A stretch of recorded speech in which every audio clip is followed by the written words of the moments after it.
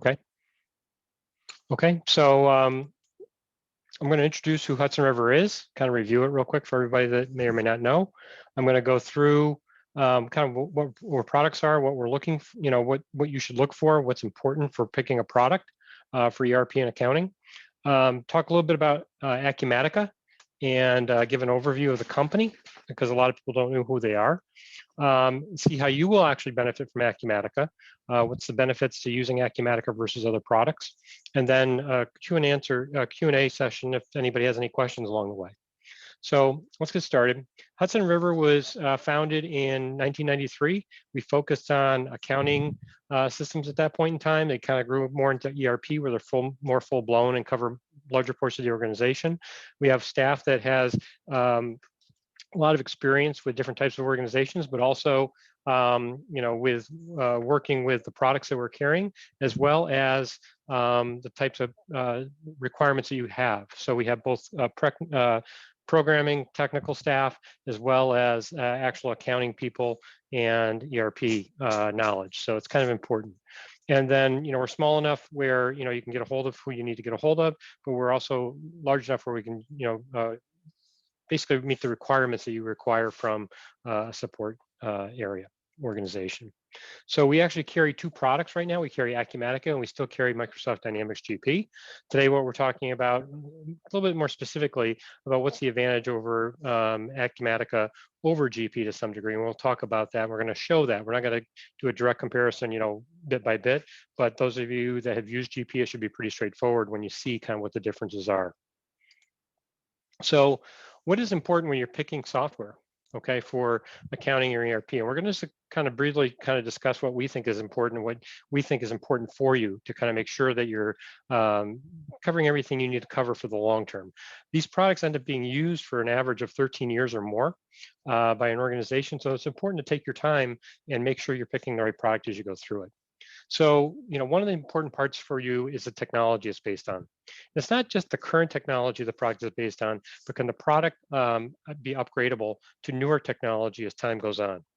That becomes an important factor because if you take a look at, for example, with Dynamics GP, that product's been in use, was released in the fall of 1992. Okay, and that's a long period of time. So being able to adapt to new technologies is an important criteria.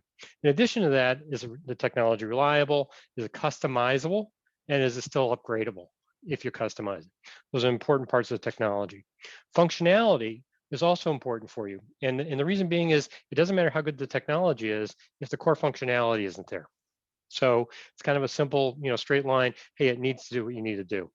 And in the case of Acumatica, they cover a wide range of industries. So everything from core accounting to, expense reporting, AI for taking in AP documents, and working on more AI as time goes on. But they also cover major industries that require like project accounting. They have construction, route accounting, okay, if you do deliveries, fleet management, and they're all directly from the vendor. It's not where, oh, it's a third-party product here and it's a third-party product there. It's directly from them. So it simplifies the support process along the way. In addition to that, the functionality, it's important to have kind of workflows built in. In today's world, we're all kind of spread out, especially after COVID has started. It's a scenario where it's important to have that process for those workflows for approvals and things like that to make sure it passes the next person. Integration. Okay, most organizations have some type of organization to other systems. And it could be as simple as, hey, we integrate to our bank and credit cards for reconciliation, to we end up with scenarios where, hey, we have this whole section over here and we need to integrate GL entries and from medical billing and other things along the way. So it's kind of an idea to make sure you have the open APIs to be able to do that if you want a permanent interface, and also have integration that's built in as well for the simpler products, simpler things that you might need to do along the way, or integrating other systems in. In addition to that, it's important to have OData integration. And what OData is, it allows you to take products that are basically OData compliant. In the case, for example, Microsoft Excel is an example of one. And the nice part about it is it allows you to have people that are not in the system or you don't want in the system to be able to access certain pieces of information to Excel without logging in, but you can refresh the data. So you don't have to have a constant scenario where you're exporting spreadsheets out to them and things like that. No, they can actually pull their own data and use it for different things. The other reason it's important is some of the products that are available out there today for creating basically analysis and things like that can use the OData scenario.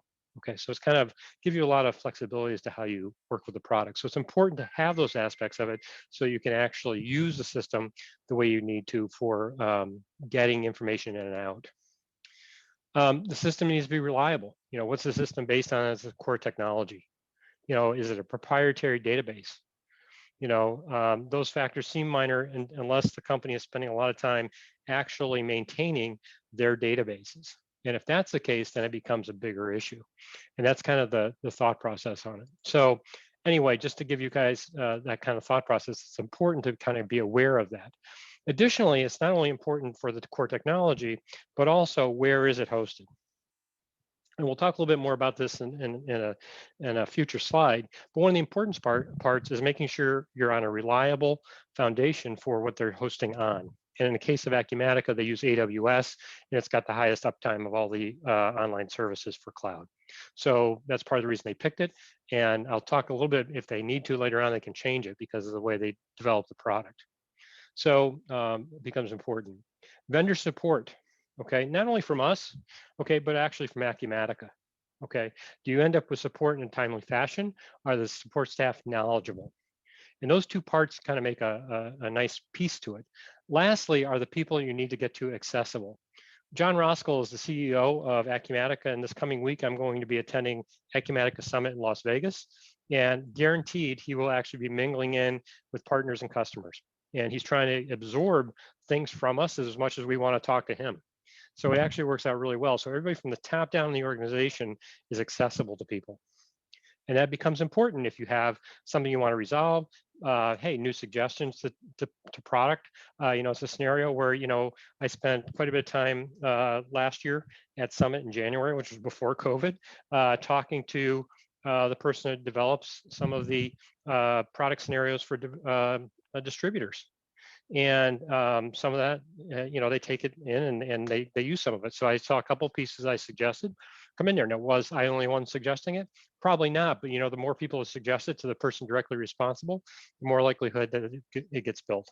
Okay, so that's important. The 24/7, they're a worldwide organization. We'll talk a little bit more about that in a moment. But the idea of it is it's important to know that they are, you know, that they have that 24/7 support. So not only do you have your, you know, local providers such as us, but you know, if you have something in the middle of the night because you decided to work at 2 o'clock in the morning, the answer is you'll have some access to support if you have an issue. Okay, and it's not one of those where they reply back and say, yep, I'm working on your case, and then you wait another day to hear back. You typically hear back from the person that's the technician right away. And the way it works from Acumatica is they actually ask you to prioritize. So if you're actually down, you know, a customer down scenario, basically what they do is, you know, they prioritize that higher, obviously, than, hey, I have a random question about, hey, I might look to do something different in AP, for example. Okay, so those are the kind of scenarios of how they work. Customizability. Having a system that you can customize to tailor it to what you require and then still have it upgradable and easily maintained to go forward is really kind of a necessity in today's world. I don't mean that from the standpoint of, hey, everything I need to do is customized. What I mean is, you know, we all have those little things, you know, small pieces of data that we might need to keep or report slightly differently and things like that, and it allows you to do that. Having dashboards and KPIs are easily accessible to you and easily maintained by you so that you're not dependent upon, you know, somebody in the IT department or us, for example, in the long term. The answer is, yeah, we can get you started, but over time, these tools are meant to be able to be used by the end user so that they can actually, you know, you can actually get the data you want in front of you that's meaningful to you. And then is there strong third-party support. And that what that means is, hey, is there, you know, for example, with Acumatica, we have tie-ins to, you know, pre-built for Salesforce and DocuSign and you know, different reporting tools and things like that. And we'll see a sample of some of those, like HubSpot and things like that along the way. Excel, et cetera, as you go through. How does it tie in with those? Is it pre-built? Do you have to, you know, customize it? The answer is both. Okay, what you really want to have the ability is, hey, we want a pre-built one, but you know what, if our organization is different, you want to be able to customize it. And then last but not least, what's the value of the product? Okay, and the value is not, strictly, how much is it? There's a lot of pieces to it, but the bottom line is, if you're worried about how much you're going to pay for somebody, especially when you're getting into workflows, what ends up happening is, I've seen it over and over again. Hey, we need a workflow that does this, but we know we have Bob over off to the side, and you know what? Once in a while, he has to do an approval once or twice a month. Do I want to pay the $300 a month for him to be able to do his 2 approvals? And a lot of times what happens is the company say, no, we're actually going to do it differently. So what we're going to do is, instead of having Bob do it, because that's the natural flow of what we should do, we're going to have Sam do it because he already has a license. Okay, so they end up with a kind of a goofed up workflow that doesn't really work well for the organization. With Acumatica, it's not user-based. You can set up as many users for the product as you want. And you're not paying by user count. You're paying based upon functionality, basically, of what you want to use. Okay, so you're paying on consumption base. So the idea of it is, if you have 100 users, you have 10 users, we don't care. Basically, we set them up, you make sure the security set correctly, and if you have Bob needs a workflow for approvals, he'll have the workflow, he'll get his email, his thing on his phone, whatever it happens to be, notifications, however you decide to set it up. Okay, so if we go a little bit further here, so why Acumatica?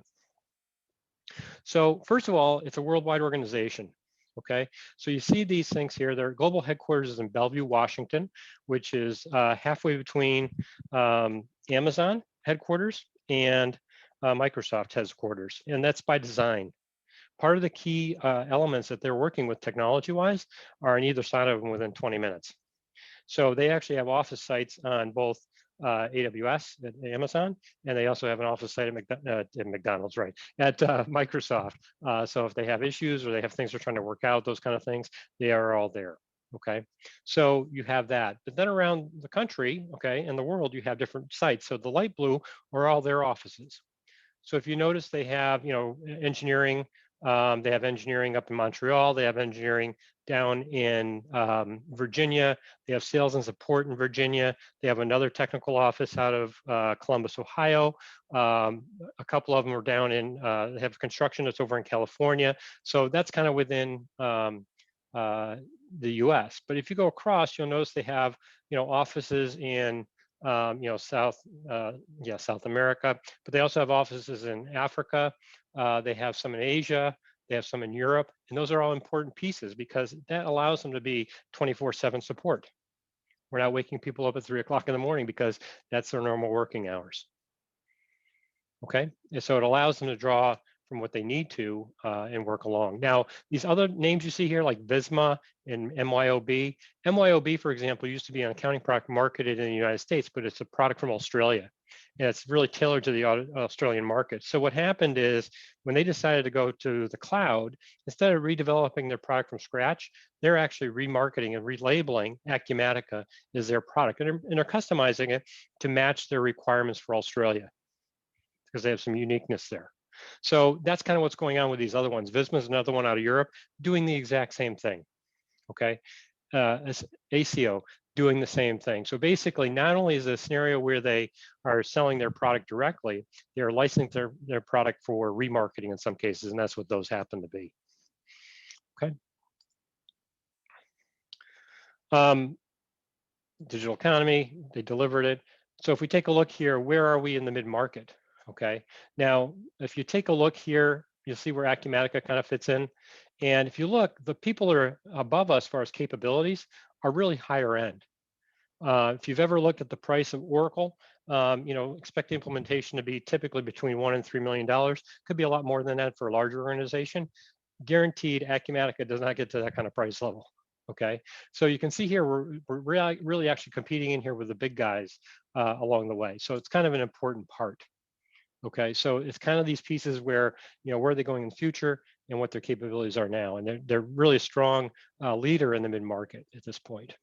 Okay, by the same token, we have a high usability factor. And what I mean by that is when you go in to use the product, does it work for you? Okay, can you use it easily? And the answer is you can. With Dynamics GP, a lot of the pieces are kind of hidden. You have to click on this drop down to get to this menu that opens up this, those kind of things.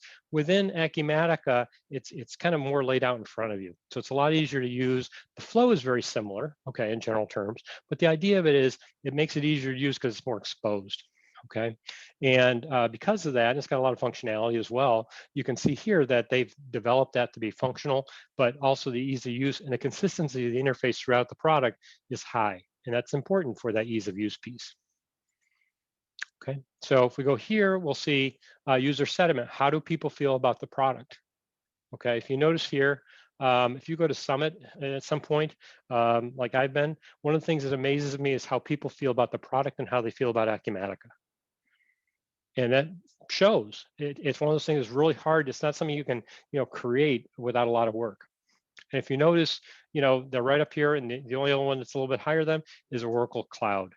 And again, you're talking, millions of dollars of difference in product. And it's kind of the difference of how they operate and how they function. So, kind of keep in mind that's kind of an important part. As far as customer satisfaction, if you notice here, Acumatica scores very highly. People are very, very satisfied with the product overall. And not only that, they actually have the momentum to continue that. They're actually doing a lot of work continually to talk to their customers and partners for that. So it's kind of an ongoing scenario. They've racked the last 4 or 5 years when they've been in the G2 for this, they've racked, very much near the top, ranked very much near the top in all of them. Okay. Yeah, we'll emphasize it. Okay. Cloud, Cody Awards, PC Editor's Choice Awards. Those are all minor details, but they kind of all add to that support. People like the product. Okay, and customer satisfaction is high. And they rank very well in manufacturing, ERP software, accounting, etc. Okay.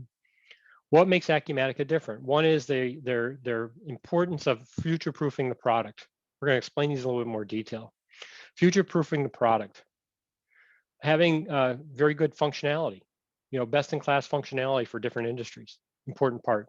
And last but not least, the ethical business practices. How do they treat their customers and partners? Okay, so those sound like minor details, but we've all kind of known what these mean a little bit. So the idea of it is, last but not least, they think the connected cross-module workflows important as well. But that's functionality, and that part is part of that. So let's go a little bit further. So future-proofing the platform, what does that mean? The way Acumatica is built, it's built in a series of buckets, basically, okay? And each one of these represents a bucket. So if you notice here, we have the stack, which is, AWS, Microsoft Azure, Visual Studio, C#, etc., HTML5. You go down through the list, SQL Server, database, whatever we're using. AWS Aurora, by the way, is added in the last 6 months. What that means is they can take these little pieces out, these blocks, these building blocks, take one out and replace it or add to it in the case of AWS Aurora. And what they can do is they can actually take a block out, exchange the block in, and they don't have to redevelop the whole product. They just literally put those hooks back in and it's done. And that's what you see here throughout the whole product. So in the case of, financial management, if they make a change in, oops, that'll teach me to click on it. Come on, back up. Come on. Let me do that. Oops, wrong one, wrong one. That'll teach me. Now, I don't want to click too fast, otherwise I'll go past it. One more. Come on. Almost. Here we go. So these different blocks can be exchanged out and then put back in. So for financial management, if they make a change to accounts payable, they don't have to redevelop the whole product to say how it all links together. They just have to redevelop the accounts payable piece, and that block comes out and it goes back in. By the same token, if they decide, what, we're going to change our security methodology, okay, for role-based security. The answer is they don't have to redevelop the whole product. Again, they're just redeveloping that one block. Where that becomes important is long-term when they do the exchange. So for example, when we first started carrying the product, HTML5 wasn't out yet. What HTML5 does is it allows us to actually operate on a lot of different browsers more securely. Quick summary of that. So the idea of it is what they ended up doing with that was, they took out that old block and they stuck in HTML5 as a new block. The end user never knew what happened, okay?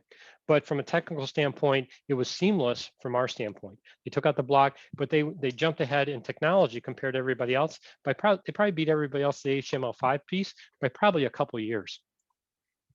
Okay, so the idea of it is that sounds like a minor detail, but it's important that they have that ability to keep up with the technology on a timely fashion. With, if you go through Acumatica and it's hosted through Acumatica, it's done through the AWS area because they feel that it's a much more reliable environment. So that's why they go there. But if you decide you want to install it on Azure because that's where you're comfortable, okay, you can actually license it so you can actually install it on Azure management there, right?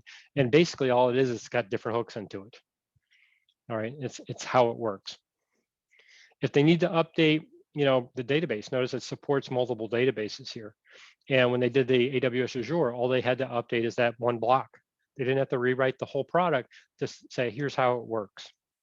Makes it very simple to keep up to date and future-proof the platform. Again, that becomes important when you want to keep the software because it's painful to implement ERP software. In the meantime, we all are busy, we don't have the time, etc. So the idea of it is the longer we're able to use that because they keep the product up to date, both feature-wise and technically, it becomes important. And this block structure is unique in the industry and allows them to do that very, very easily. Okay, their cloud partnerships. Okay, again, still kind of related to this. Notice they work a lot with AWS. They're in the marketplace. They also work with Microsoft. They support Power BI, Office 365, and you can actually run it on Microsoft Azure.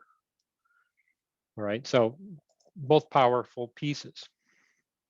Okay, if you take a look at this, and this is a little hard to see because it's a little fuzzy, you'll notice here, this is the reliability of the different databases. So this is the leader functionality-wise, as well as who's got the most reliable networks, okay? And the ability to execute, basically. If you notice, AWS is way ahead of Microsoft, Google, and Oracle, for example, which is way down here. So that becomes an important piece as you go through this because, again, it comes back to they're only going to be reliable as what they're on, what their infrastructure is. And in this case, they picked AWS for a reason. Okay, here's a clear picture of it, so you can see it. Okay, and for the most part, this is what they really support. Skip over those slides. Modern security, important. There's different ways to set up security within Acumatica.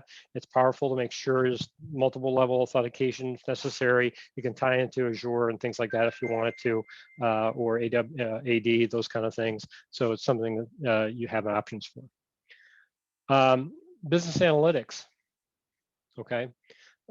Business information analytics. If you take a look, we have things as simple as Excel we can easily populate. We have other things like different types of these. This is actually within Acumatica, but it's using Power BI, and it's embedded into the dashboard within Acumatica. This is a standard type of dashboard in Acumatica. We're going to see that a little bit more detailed. And then you have things like Tangerine, where you can actually bring in information from various areas across your organization and pull it all together in one. There's also BI 360, et cetera. So you have a lot of choices here out of the box. There's actually more than this, but this is just one example. It's important to be able to access the system anywhere. Okay, so basically, if you have an internet connection, can you access the system? The answer is yes, with Acumatica you can. Okay, some may be more useful than others. For example, I can use it through the phone pretty well. I can use it through my tablet pretty well. I can use it through my desktop very well. So those all become kind of important pieces. The watch thing, yeah, I'm not so sure about that one. It's accessible, but I don't know how much it really tells you unless you're looking for something very basic. And then you can also do and give commands through Alexa if you so desire to run the system or query the system throughout. Okay, so keep in mind, because of the way they built the functionality and the technology, they can easily adapt these pieces as time goes on. But the key to it is, if you have a laptop and you have a desktop, you can easily access the same information as long as you have that same thing. There's no install to it. You just have to know where you need to go on the web. Okay. Cross-connected workflows. So if you have a workflow that ties through from one side of the organization to the other, meaning that it ties through from Maybe there's a purchase order or a requisition that needs to tie through to budgets and things like that. You can tie it together so that you can actually have approvals that cross across that, or that when you do that reconciliation, you do that receipt for expenses, it actually feeds into accounts payable if necessary, or goes back to your reconciliation for company credit cards and things like that. So the idea of it is, it's not just isolated pieces of data; they actually do flow through where they're required and necessary. Okay, so for example, you could use inventory items and projects and all those kind of good things. So it becomes kind of important. The AI machine learning piece. You can set up the system so that it can automatically post and process transactions or send out notifications, automatically send out reports, all those sorts of things, very, very easily, okay? The system has basically interactive assistance, and what that means is basically they have an AI piece in there that will help with the search engine for being able to find the correct thing for things when you're looking for help within the system. Okay, so the idea of it is, there's different ways to get there. So the idea of it is how you make it yourself more efficient. And part of this is, how do you access your data? How do you get to your data? And what does it tell you? So the intelligent advisor is using the interactive dashboards, for example, to help you become more efficient, because, hey, I don't have to search out these 10 transactions I need to look for every day. I don't have to run a report. They just pop up on the screen as they come. Okay, and then I review what I need to do, clear it off, and away it goes. And we'll show you some of that in the demonstration. Okay. Very good functionality across different industries.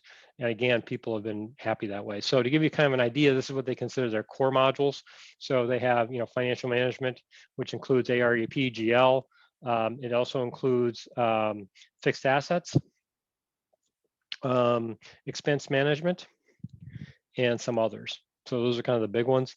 Notice they have inventory management, pretty straightforward, project accounting, just what it sounds like, payroll, customer management, CRM if you need it, and then field service. Those are considered core modules. If we go a little bit further, what they consider financial management, notice here, if I got multi-currency, if you have the requirement, different tax management, especially if you're doing a lot of use tax and other pieces of tax. They're for revenue and expense. We should rename that module because it's for both sides. So they have that. They have intercompany kind of built in with the system, inter-branch as well. Recurring revenue and contracts if necessary. I mentioned fixed asset. Bank feeds and automation reconciliation. It helps to speed up your reconciliation for your bank statements and credit cards. If you have corporate credit cards. Automated expense management, we talked a little bit about that. We're going to show you a little bit of that. And then AP document recognition, again, we're going to show you some of that as well. So what that is using AI in those last two cases to help record information in the system. Project accounting, we have, budgeting and cost tracking, billing, expense allocations, and things like that here. Works very well. If you decide, if you're in construction, you can actually put an add-on into that and kind of expand that into AI billing and things like that as well. Okay. One of the nice parts about it is it's all integrated. So in the core parts of the product, you notice here we have all these pieces. We have the mobile, it's built in. We have an app basically for Apple and Droid phones. So everybody's kind of aware. So iPhones and Droids are supported on that. If you have other devices like tablets and things like that, you can easily use that. But if you notice, all these things are built in as core product. So if reporting and dashboards are there, it's not an add-on, it's not an extra piece. Can you add on other products for reporting? Sure, but we have a core product that's very powerful for that. Customer management, if you need that. Advanced financials, okay? So basically, hey, can you do accounting and do financial report writing? Sounds like a minor detail, but it's amazing how many products don't have that built in very well, okay? And so if you take a look, we have different, industry editions. You take a look here, everything from general business, okay, up through to retail and commerce, distribution, manufacturing, and construction. So, okay. So if you're doing inventory, we have, the ability to track inventory, multiple warehouses, lot serial numbers, automated replenishments and suggestions for purchase orders and purchasing and or manufacture. If you get into the other side of it, can we do different types of order management, drop shipments, etc. along the way? Again, totally integrated. Okay, so if you notice, it's all integrated finance and reporting, and the nice part about it is it goes across modules along the way. Manufacturing, we basically do kind of all the pieces of manufacture. We have bills of material require MRP, planning, scheduling, estimating, etc. Very powerful product for manufacturing. And to be honest, I think it's probably one of the best ones in the cloud. The product is cloud compliant. So basically AICPA is they've certified it, SOC certified. It's also PCI compliant, which is important if you do credit card processing. So for example, you take payments for some of your invoices in AR, for example, it's PCI compliant. Acumatica never actually stores a credit card number, just the token toward it, okay? So we talked a little bit about those pieces. One of the things that we said that differentiates the product is the company, okay? And that's why they have the customer bill of rights. And there's a couple ones that are really important in here, okay? One is the sustainable pricing with annual increases of no more than 3%. And if you've worked with some other companies like Oracle, for example, there were points in time where they literally increased the pricing of their product by 100% in 1 year. So you went from 1 year, and the next year when you went to sign the contract, it literally had gone up double. Didn't make a lot of customers happy. Okay, so the idea of it is that's why they have a max of what the piece will be. Now, typically with Acumatica, when you sign on, you're taking out a 3-year contract. So unless you add additional functionality, your pricing won't change for the first 3 years to be locked in. Okay, and then after that 3rd year, it's not going to go up more than 3%. Okay, so and there's some years it doesn't go up at all. There's other years where it goes up that 3%. Over time, it's kind of varied over time, but it's never been more than that. And they've done very well with that. There's a lot of flexibility with how they work with the platforms and things like that. But the bigger thing is they also have their data anytime. You can get to your own data. And that might sound like a minor detail, but a lot of the cloud-based systems, Acumatica doesn't want you to leave. Okay, but suppose you say you're bought up, or you have to change companies, or you need to do outside development, and et cetera. You don't want to do it in your production environment, those kind of things. What Acumatica allows you to do is actually download a snapshot of your data, and then use the trial edition locally on your system, and then you can populate that data into the system. And the limitation is you can only have 2 users at a time in the system. So the idea of it is you can actually get to your data in an environment that you're familiar with seeing it on screen, versus what a lot of them will say is, yep, you can get your data electronically. And what they do is they dump you a bunch of flat files or spreadsheets. And the problem is it's not accessible. If you want to look up, hey, where was that, voucher from, 2 years ago, and it's just in a big list, it's a little bit harder to use in value. So that's kind of how they do that. And of course, they talk about support, which is important, and things like that. So that's the idea of how this is important of how they're building their business. So that's kind of the thought process on it. So, all these things become important, but the idea of it is to be straightforward about it. Okay. Over time, organizations change, right? They need, they add new employees, or they add different functionality to different areas, or they add different people with different functionalities, et cetera, as you go through. If you do that, you're not paying with that. The system scales with you over time. So if you decide, hey, right now we're just doing, financial work, but you know what, we want to add additional functionality like, maybe expense reporting, for example. The answer is you can just add that on. And a lot of those add-ons don't take very long to configure to get up and running. Okay. And again, you don't pay more for the users to do that. So if you have, say you have 10 core accounting people, and then you add on the expense management, there's 50 people, you're not paying anything more except for that functionality piece. And so it tends to be very cost effective over time. And then the other part of it is that in addition to that, you don't have any bottlenecks. Again, Bob's not off to the side where, yeah, he's the one that really should approve it. And then, somebody else has to talk to Bob to say, yep, that's really approved because they can enter in the system, those kind of things. So it flows very naturally. Talked about data ownership. I'm going to kind of skip over that. We talked about the dual layers of support with, us, as well as Acumatica helping you both implement and support the product over the long term. Pre-built integrations, you'll notice here that you have everything from Authorize.net, which is for credit card processing, to Office 365, Exchange servers, Amazon, go down the list. There's actually about 300 altogether, and these are the core ones that we see quite often. Okay, so everything from DocuSign and SurveyMonkey if you're doing CRM, et cetera, along the way. This is just a quick sampling of Acumatica customers. You would not be the only customer using the system. There's approximately 10,000 end sites at this point using Acumatica. That may or may not sound like a lot, but to put it in perspective, Dynamics GP at its peak had about 45,000 sites around the world. And that was over, the peak was around 2014 and has since shrunk. Okay. In the cloud environment, the only company that has more implementations right now is Oracle with NetSuite. And NetSuite has about 18,000 installations around the world, and they've been in the marketplace since 1999. So to kind of put that in perspective as to how that kind of works, Acumatica was released officially in 2009. So they've had, very good growth, et cetera. So kind of important. They actually offer some free training online. They have a series of courses you can take that are available for end users that can walk you through different steps. They also have what they call job aids. And what the job aids are basically a start on your documentation for procedures. So basically it's lists out like, oh, if I do accounts payable voucher entry, for example, here are the steps to do that.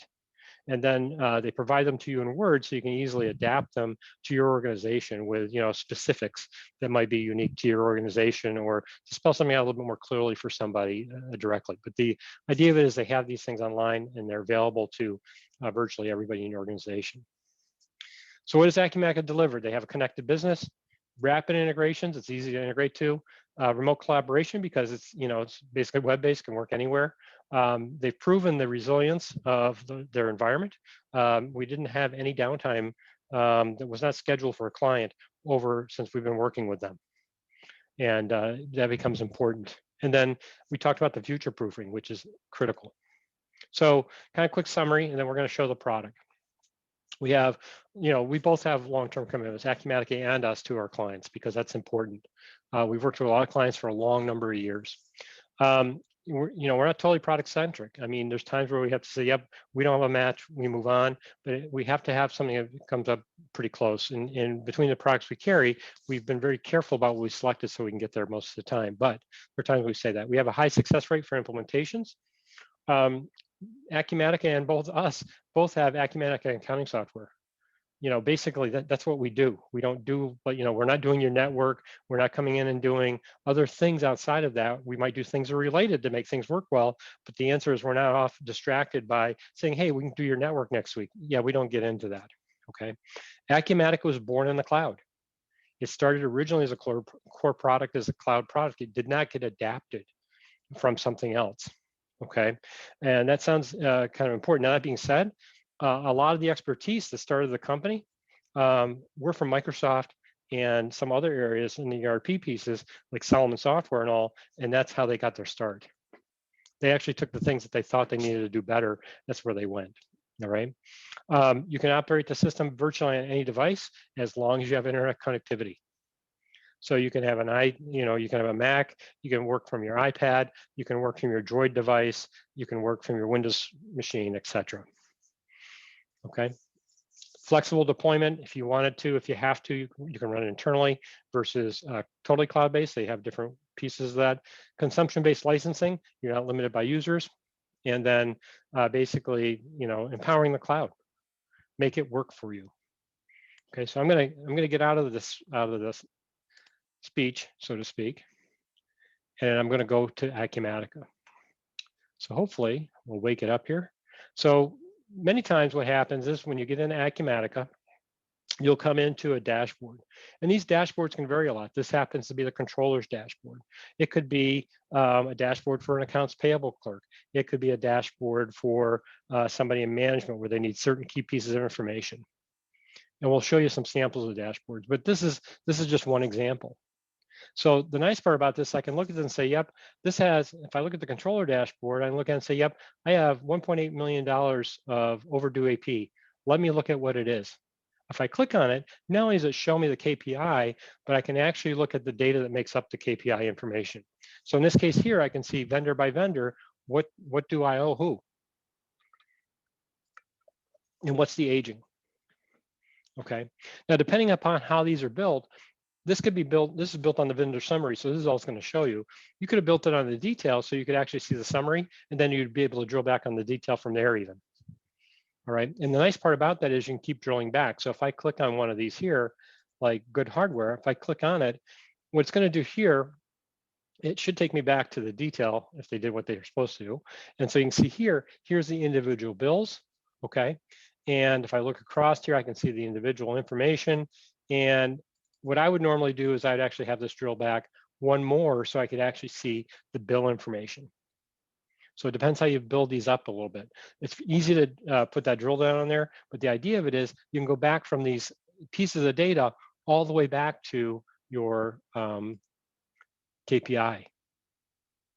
So it's very easy to see. If I go to look at open PO amounts, again, I can look at my open PO amounts. Now, one of the nice things about this is like, yep, this makes sense. You know what? I only want to see the open ones. Okay, this is my view, right, of open POs. So I can actually say, you know what, I want to see only the open ones. So I can literally click on that, show me those. Maybe I only want to see the ones that start with F. I can actually go through the description and I'll say starts with an F, click OK. So you can very easily scale this and make it what you want it to be for as drilling down, et cetera. If I want to take a look at this a little bit more, I'll show you another drill down on this, but you can very easily tailor these to what you need them to be. We're going to show you a little bit more how these work in more detail. Okay, so it's very easy and powerful to be able to create these. Not only can you drill down on the KPIs, but any of these graphs. Okay, so in this case here, we have aging, right? I look at this, say, yep, I have current. You know what, I'm going to take that one out of the graph. I can actually click on it, takes that out, and I'm not going to do the overdue. I just want to see what's overdue 30 to 90 days in this case, right? Then if I want to see, yep, what's in the 90-day or the 60-day, I can actually click on it. I'm looking at the 31, the 60. I click on that. It'll actually show me the transactions that make up those pieces. So I can see basically invoice by invoice what makes up that dollar amount. All right, so at this point, you have a lot of flexibility. You can actually add fields. You can drag these fields around. So if you want to take a look at it and say, yep, I only want to see the ones that are due, maybe I don't care about the due date, so I can actually remove that. So I can actually take that or move it to the end. So I can actually click and drag it. Okay, or I can actually say, yep, I don't want due date on there. So I'm actually going to remove it. So I'm actually opening it up, click on due date, remove it, click OK, and then that doesn't show in here. So the idea is you can very easily adjust these windows as necessary as you go through. And we'll show you, again, some more examples of this. Any of these can be drilled down on. If I look at here, cash position, you can see here by the different cash accounts.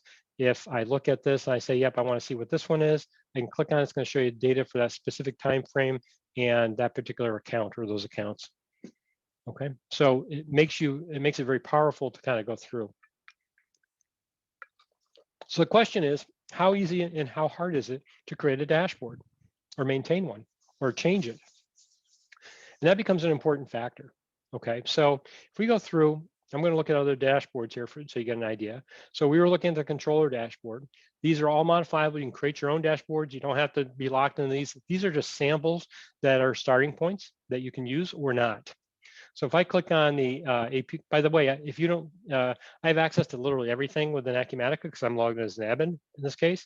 So, keep in mind, if I didn't have access to this, I wouldn't see the AP clerk dashboard, for example, if I wasn't allowed to do AP, for example. It'd be based on security. So in this case here, I'm clicking on the AP clerk. If you notice, the AP clerk is similar, but it's different. Okay, so they have certain things that they're looking for in accounts payable. So for example, projected receipts to bill. What that means is we actually have purchase order receipts that are waiting to match up to an invoice. All right, so these are the ones that are there to match. If I know, hey, you know what, I have that particular one, I can actually click on this receipt. And at this point, I could actually go through and say, yep, I want to create the AP bill for this and actually go from here and then create the AP bill. This one's already been created apparently. but not posted. So the idea is it allows you to very easily create these and match them up. Okay, so it gives you a lot of power as you go through these. So, that's the AP clerk. If I go a little bit further, I can click on it and say, yep, let me look at the AR clerk, mirror image, but similar. Okay, very powerful, and lets you kind of go through it, etc. Okay, so again, it's pulling all the data across the system as necessary. All right. If I go a little bit further, we have like customer views. And this, again, can be very powerful. It could be an AP view, a vendor view, so you can very easily develop these. And again, you can actually say here, just like we did before, we can easily take these out and say, I don't want other in there. And you know what? I don't want is empty because that doesn't show me anything. So what's the real mix of my products? You can actually click on here, remove that, and you can see here's kind of the mix of what we have tracked as far as products and sales. Now, to maintain this dashboard, I can actually go into design mode. Now, you can either allow or not allow design mode for people, because maybe there's certain people you don't want them to be able to do this. There's other people that make sense that it's to do this. So controlled by security. So if I click on design, I can actually go in design mode. Now, if you look, it looks very similar, and I can actually add a widget. So if I want to add a widget here, I can add a chart, okay, which is basically, a different type of graph. I can add a data table, which is what these are. So basically listings, we can kind of say, here's a specific listing of a customer, account numbers, GL account numbers, they hit a certain balance. Maybe I want to track, maybe I have cash balances or AR balances and things like that I want to track at a certain level, at a higher level, I can do that. So that's what the data tables are. An embedded page, maybe you have a page from your bank, something like that. You can actually embed a website basically here, those kind of things that you can actually embed here. A header, just to kind of help organize the sheet. Here's the title for this section, that type of thing. Key performance indicator, KPIs, that's what these are. Okay, and you can create different types of those. You can actually link from one workspace item to a form. And where our menus work, if I click on this, when I saw the dashboards before I clicked on the menu, that's what those are. That's what they consider a workspace. So you can actually have a link or a series of links from different things on the dashboard to go to specific work areas.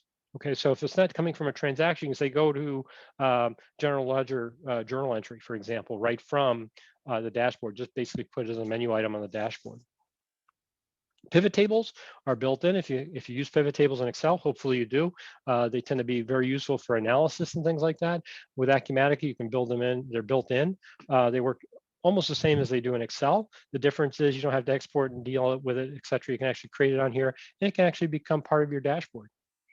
Power BI, if you're working with Microsoft Power BI and you have a tile, you can actually create a Power BI tile. It'll automatically link to your dashboard. So it's going to actually draw in the information that you have set up within Power BI and whatever setup you have in there. Trend card KPIs, if you're doing comparisons over a period of time, very useful. And then if you have a wiki page for different pieces like some kind of documentation and things like that, you can do that. Okay. Today, I'm going to actually do kind of something fairly simple. And we're going to actually create we're going to pull in kind of invoiced items basically for key customers over a 12-month period. So you get an idea of kind of what customers have done over a period of time. And we're going to do that as a chart. And when I click on chart and click next, this is actually in the process of pulling it in. Now, over time, you'll learn what the information is. Okay, I'm going to do an inquiry screen. Okay, so I'm going to pull in something in particular. So in this case here, I'm going to look at invoiced items. Okay, I can start typing by invoice, and this is the way all the lookups work, by the way, in Acumatica. So if you're looking for a customer, a vendor, account number, if you know the account number or you know the vendor number, you can just go ahead and type it. If you don't know, you can do the lookup and start doing the search. So in this case here, I'm going to actually do invoiced items. I'm going to select it, and we'll show you a little bit more how that works as far as the lookups as we go. And I can say here, what do I want to do? And in this case here, do I want to do a pre-built filter? Because there's already filters that are built here. And yeah, I'm going to do the key customers for 12 months. I'm not going to go back forever, and I can go through there. Now that can be my starting point, and then I can add another filter on that if I want. So you can see here, it's actually doing basically going back from August 1st, 2021 and back is the way I built the login, the filter to begin with. Okay, so I'm going to leave that alone. How often do I want the data to refresh? There are some things you see it once a day in the morning. You don't need to refresh it all the time. just once a day is great. And the reason why that's important is because there's times where, people develop dashboards and they have tons of data on them. And sometimes it doesn't change every day or even hourly, but there's other data, hey, I need to have this up to date continually, okay? Or every 30 minutes or instantaneously as it changes. So it comes back to the refresh rate. And when you access your dashboard, if you have a lot of really large inquiries on there, okay, that's accessing over time, the answer is sometimes you can slow the system down as it opens the dashboard up. The refresh rate can help control that, all right? So we're gonna kind of leave that alone. Now, in this case here, we need to configure the widget. We need to configure the particular type of graph we want. And if you notice here, we have donuts, which we looked at that one before. We have line graphs, we have column, we have stack columns, bar, funnel, etc. I'm gonna pick a column just because it's in the middle. And at this point, I can say, yep, what I'm going to do it by, I'm going to do by customer name. Okay, I could do the ID and things like that. The only issue is that people might not recognize the customer ID. Okay, I might want to do it by customer class, those kinds of things. I can just switch it around however I want. I'm going to do name because I'm looking for the top 10 customers. And I'm going to do descending, lower to higher. And then for the series, I'm going to do invoice date because I want to do it by month. Okay, and if you notice here, I could pick something else, but I'm going to do invoice date. And then that way, what's going to happen is I'm going to do the first 10 months and date rounding. I'm going to do months. Okay, notice here, I could pick quarters, etc. I'm going to do that. And I'm fine with that doing year, month, because that way, when it sorts and things like that, it'll sort by the year and months a little bit cleaner. I can pick a color for things if I want. I'm not going to pick the color. I'm going to let it decide for me. And what I'm going to do, I'm going to show the total of the invoices. Okay, for those top customers. So I'm going to do extended amount. And I'm going to sum them up. And from here, I can do the format, and I'm going to pick 00, 2 decimal places. Click OK. And I'm going to call it JK test because everybody knows to stay away from JK test. I'm going to click finish. And at this point, it's created my graph. Now, I can resize this at this point, so it's a little bit more readable. Okay. Oops. Can't quite let go there. There we go. So I can make it more readable. I can drag it out. Oops. I want to drag it a little bit more here. Hang on. Something like that. And then basically from there, oops, I didn't let go of the graph yet. There we go. So if I look here, there's my pieces. If I go up here and then click design, that takes me back out of design mode, and there's my graph. So I can actually take a look at this. These are the sales month by month for this particular customer.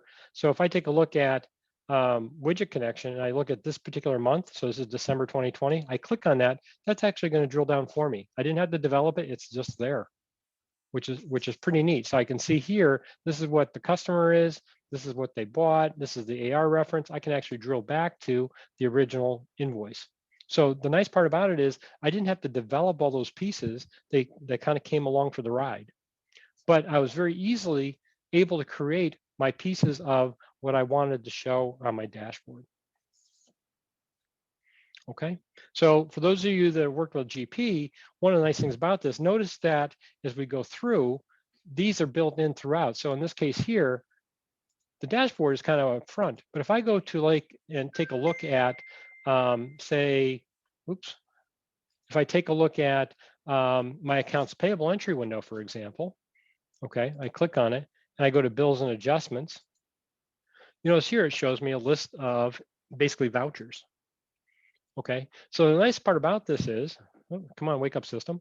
If you take a look at this, what's happening is this is actually developed so that you can easily see kind of what's going on. So in this case here, yep, I'm going to drag these over here. I want the balance. After that, I want the vendor name next. Oops, I want the vendor name next. Okay, so I can rearrange these columns as necessary. I want the date there. Posting period, yep, I want that to match the date. Here's my balance. Description, you know what, I think I want the vendor reference over here by the vendor, so I can rearrange this to how I like it to be. All right, additionally, since this is all the pieces, this is like Smart List, except for it's built in throughout the system. So in this case here, I clicked on the bills and adjustments. Maybe I don't want to see the bills and adjustments that are over $100,000. So I can click this and say greater than 100,000. Okay, click OK. And so there's my invoices are greater than 100,000. All right, and the neat part about it is I can actually say, you know what, I only want the ones that are greater than 100,000 and a particular date, whatever it happens to be. But you know what? I'm going to actually save that. So I'm going to click on this little save button here. I'm going to save that and say greater than 100,000. Okay. I can share it with other people or just keep it for myself. I'm keeping it for myself. Click OK. And what happens, if you notice now, instead of seeing all records, this is where we started, okay, I can now see the ones that are greater than 100,000. So the next time I come into this window, I can create those tabs as we go through and narrow things down the way I want them to be. Now within this, I can still narrow it down. I can say, you know what, I only want the ones that the vendor name starts with an N. Okay, so I'm going to actually just type that, click the N, click OK, and notice now I'm down to the 2. So the idea of it is it becomes very powerful very quickly. In addition, I can remove this back out, get rid of it. So I've done a couple things here. You notice I reorganized the window. I did that. Let's see what other fields are available. Notice there's a whole bunch of other fields here that aren't on here. Okay, so it's very powerful to be able to say, you know what, I also want the batch number, and maybe I need the branch number just because. Okay, so I can easily click on that and add those. If you notice on the end, I've actually added those. So here's the AP batch number, here's the branch. So I can easily add those as necessary. I can then drag them around. You know what, I want this AP transaction over here because that's got my drill down attached to it. And you know what, I really want that kind of in the beginning. So now I can actually click on any one of these and drill down. So it allows me to do that. Now, if I want to send this out to somebody or I want to do further analysis on this, I can actually just take this, click on the Excel button, and that's going to pop it out into Excel for me. So very quick and easily, I can do that. Now, keep in mind, everything I'm running here is in the browser. So I'm going to click open. So this will vary a little bit depending on your browser. I'm going to click save. And now, whoops, popping open on the other screen so you can't see it. So I'll drag that over. So you can see here, this is exactly what we had on the other window, except for, you know, it's basically an Excel. And at this point in time here, I can easily do what I want to do in Excel. Numbers are numbers, dates are dates as we go through. Okay, so it's all formatted as necessary. So you can see here, every field that we had on here got spilled out. So it becomes very powerful, very quick and easy to do the analysis with the system or send it to somebody else. Okay, so just to give you kind of an idea of how that kind of works, and that's true throughout the system. If I click on finance and I click here and I right mouse click and look on journal transactions and click open a new tab, okay, because I'm going to show multiple windows. You can open up as many windows as you want in Acumatica. Okay, it's just done in different tabs. Depending on your browser, you can show them side by side and things like that within the browser. So I use Vivaldi, so I can actually take these two and then I can actually say comparison, and I'll show you some use for that. But you can see here, again, by the same token, I can say, you know what, I only want to see the GL transactions. I don't want to see the ones from subledgers. So there's my GL transactions. Oh, you know what? This has an attachment. What's the attachment? I can click on the attachment. I can see very quickly and easily, oh, this is an HR, you know, this is an invoice. Here's the PDF, and that's my PDF for that particular one. So you can very easily get through the system and kind of see things different ways. If I need to make a new journal entry from here, I can actually click on plus, and this is my journal entry window. And throughout the system, the windows work very much the same. Okay, so if you take a look here, you know, by default in general ledger, it's going to be a general ledger. These are the ones if you were inquiring, because the inquiry windows are the exact same window as the other. They're just given different rights. Okay, so if you have somebody who can see things but are not allowed to entry, they would have the same window. They just wouldn't be able to do the entry. All right, I'm going to do a journal entry. It's going to assign a control number to it. I'm going to let it assign today's post. That's fine. The branch, you know, is going to vary. It's going to default based upon your setting up here of your organization, how you have it set up. I'm using the branch. I'm going to post to actual ledger. And in the case of Acumatica, we have the ability to create multiple ledgers. Some of them could be for budgets, okay, and again, you can make adjusting entries to budgets just like you would an actual entry. In addition to that, you can have statistical ledgers. So you might have one for square footage, you might have another for head counts, you might have another for other measurable pieces like memberships, different pieces like that. And what that allows you to do is then use those pieces of data when you create the financial statements to create percentages and things like that and comparatives that are not based entirely on financial dollars. Okay, so we can easily do that. All right. If you have multi-currency installed, like I do here in this particular demo company, it's going to ask you for currency. It's going to default in. And then if I have a reversing entry, I can click on auto reverse. This would automatically reverse at the beginning of the month. If it was a reversing entry that was posted, you'd actually see it. And then we don't typically need to create tax transactions too often in the US. This here is just a description. At this point here, this is starting to enter my GL account entry. So in Acumatica, it's a little bit different because the GL number consists of the branch, the account, and the sub-account. The branch can be up to 30 characters. Okay, most of the time I use numbers for the actual branch ID. The account number can be up to 30 characters. Again, don't recommend that. Usually people use between 4 and 8, okay, but you can use more. And then you have the ability for sub-accounts to segment that any way you want. You can do the same thing with the account number. You can actually segment the account number separately too. But with the sub-account, you can actually segment the sub-account up to basically as many times as you want. And you have the sub-account can be up to 255 characters. Again, don't recommend you pick 30, 30, and 255. Nobody wants to type out whole sentences for your GL account information. So the idea of it is, in this case here, they did it this way. I'm going to pick an account number, and if I happen to know the account number, I can start typing it. I'm just going to type sales. If you notice here, anything that has the word sales in it, it pops up. So I'm going to pick sales revenue. And in this case here, I can look up the sub-account. If I push the F3 key, it lets me look up the individual components of the sub-account. I'm going to pick electronics. And if I click the next F3 on the next segment, I'm going to pick, yep, that's under sales and marketing, just to use an example. Okay. If I have a reference number, I can put that in. I can do quantities here if I want. I'm not going to do quantities. I'm going to say, yep, I need to make an adjustment for $10,000. Okay, come around, it's going to give me a transaction ID. I can actually put in something here. I need to actually put an X in here for this because I have project installed. And so it's pretty straightforward. Notice now I'm out of balance, pretty straightforward. It makes sense because we've only had the one line. If I go around, I can then enter the next one.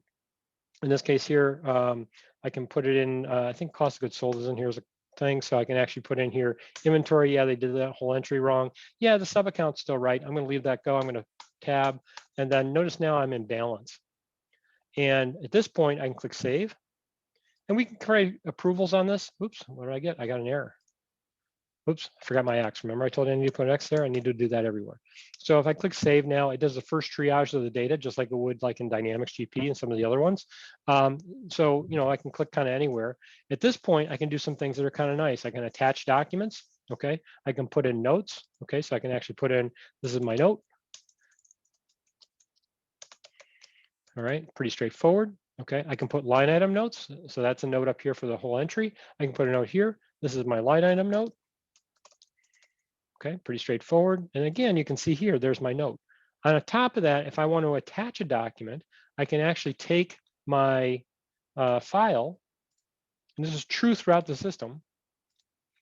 I can take my file and just literally drag it on here. So if I have a file that I want to put on, I can take this and literally drag it on here and drop it.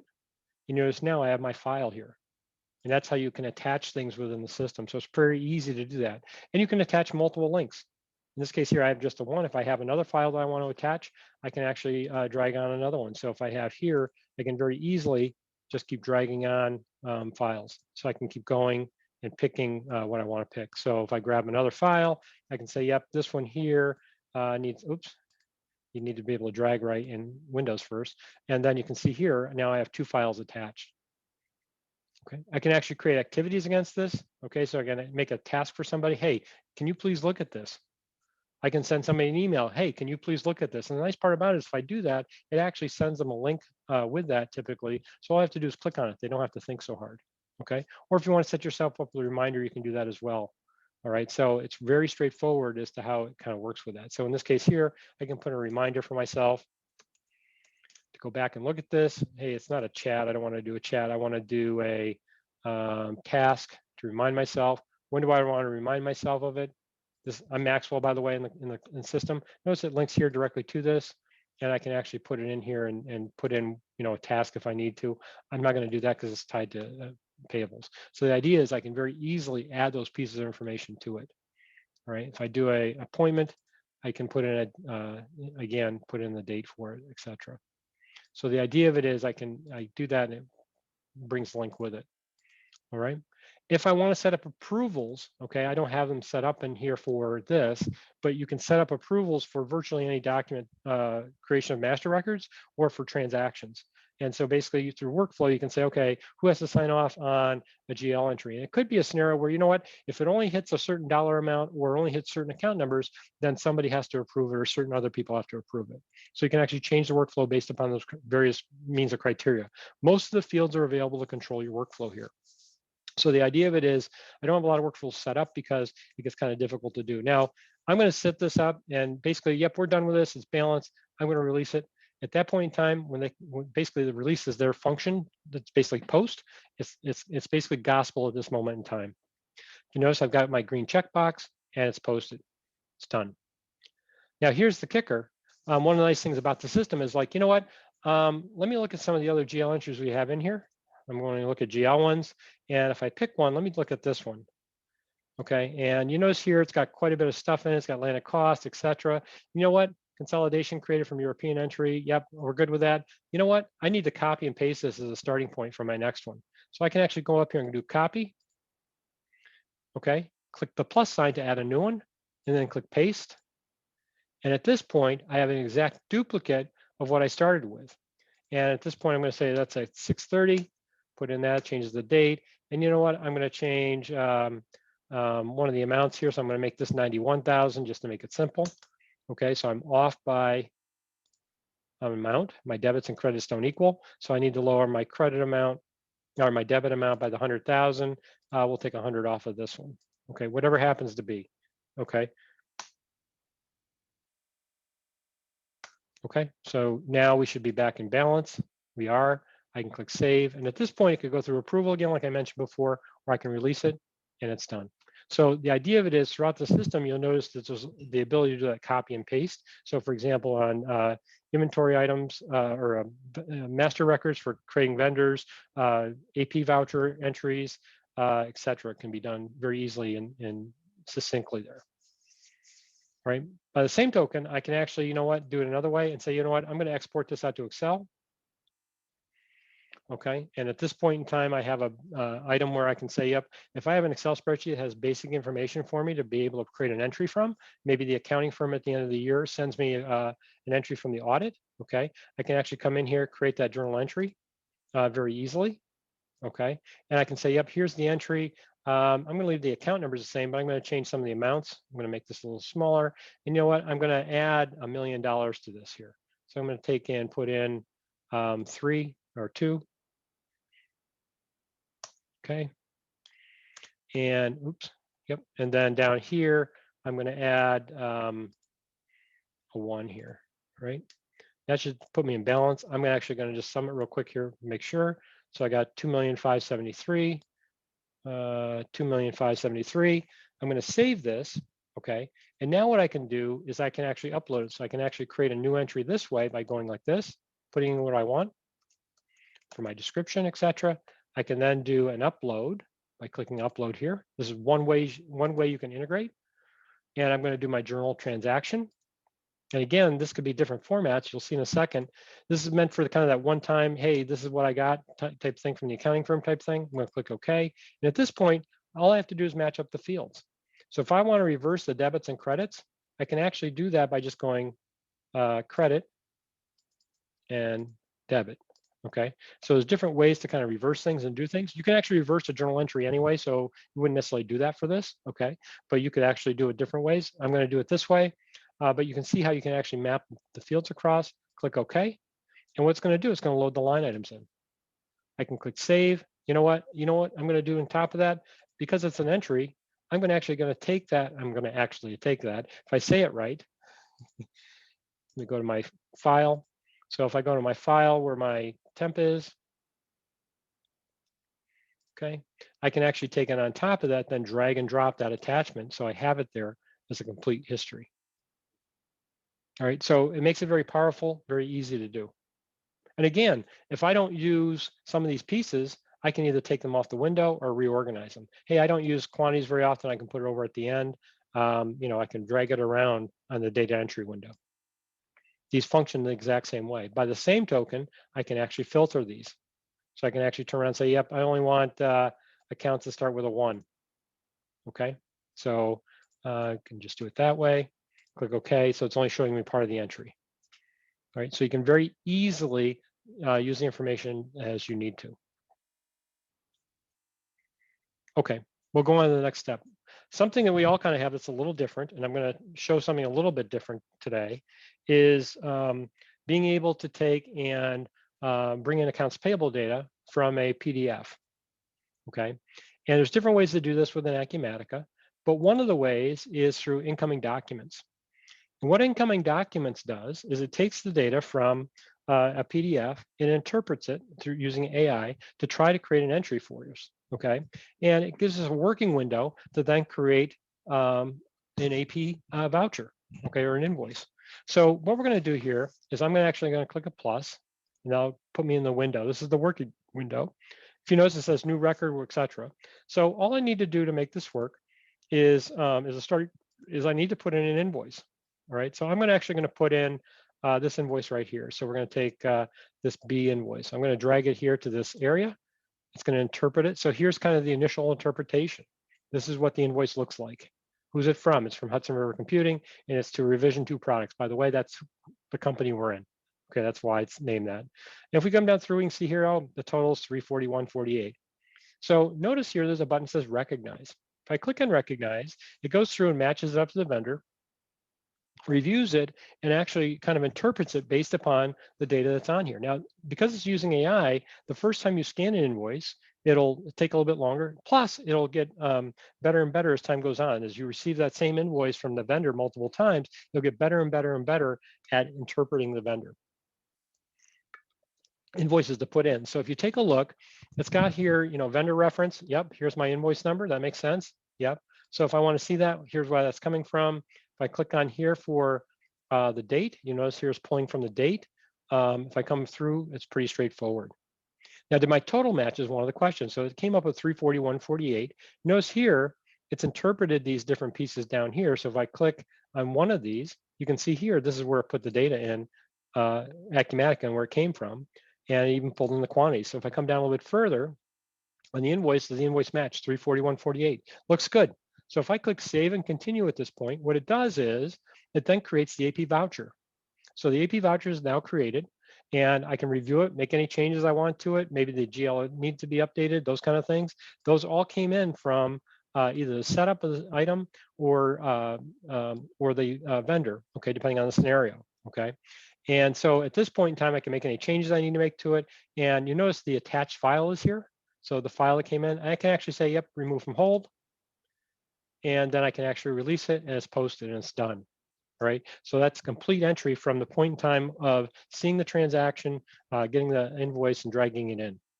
Now at this point, if I want to see the particular one, I can actually click on it. It'll show me that invoice again as it's attached.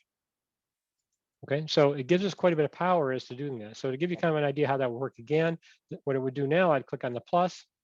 And if I had another one, which I do for testing, because I want to make sure one would work. So if I have the similar invoice here, drag and drop it in, it'll put it in, click Recognize,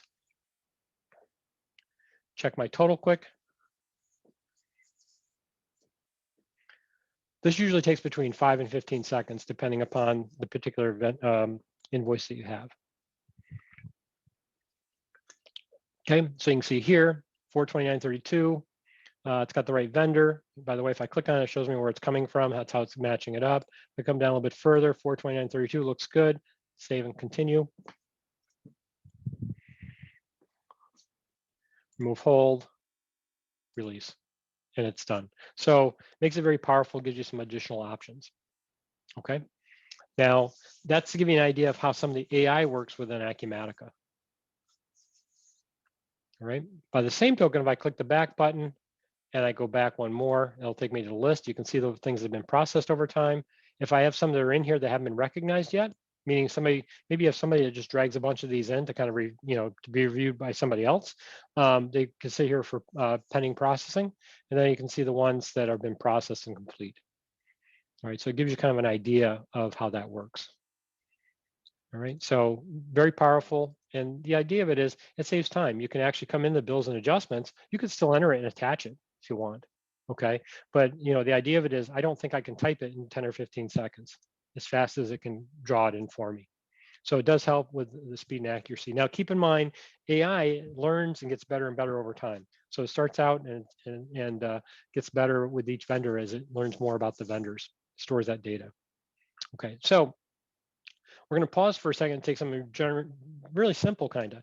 But suppose I'm in the middle of something and a customer calls me and says, you know what, what's the status of my PO number XYZ? Okay, and what I can do is I can do a global search. And this is global within Acumatica, to be clear. It's kind of like the Google search in Acumatica. And if I type in JK1234, which is the global search for it, you notice that the PO number that they asked about. You'll notice here there's no menu items called that. That makes sense, right? If I go to help topics, there's no help topics. Yeah, that makes sense too.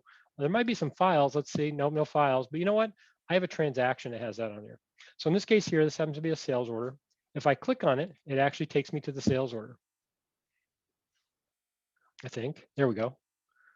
And the sales order, come on, thinking, will come up based upon that. So I didn't have to actually get out of anything else. Basically, I didn't have to think too hard. I can just really kind of go there. It'll search file names. It'll search menu items. So if I type in, if I go back here and type bills, just use an example. If I type bill, if you notice here is bills and material for a menu item. There's expense claim bill, expense claims. There's project billing, things like that. If we come down here, we have bills and transactions and payables. So anything that has the name bill in it comes up.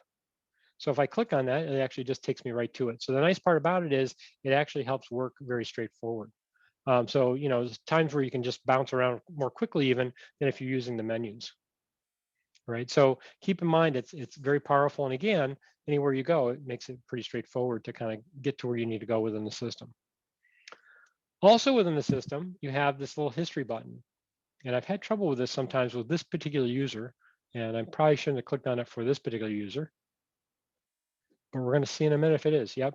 What it does is it shows us the history for this particular user within the system. And I probably shouldn't have done that because it's not working for some reason. So we're going to sign out. I'm going to sign back in. So this is what the login looks like.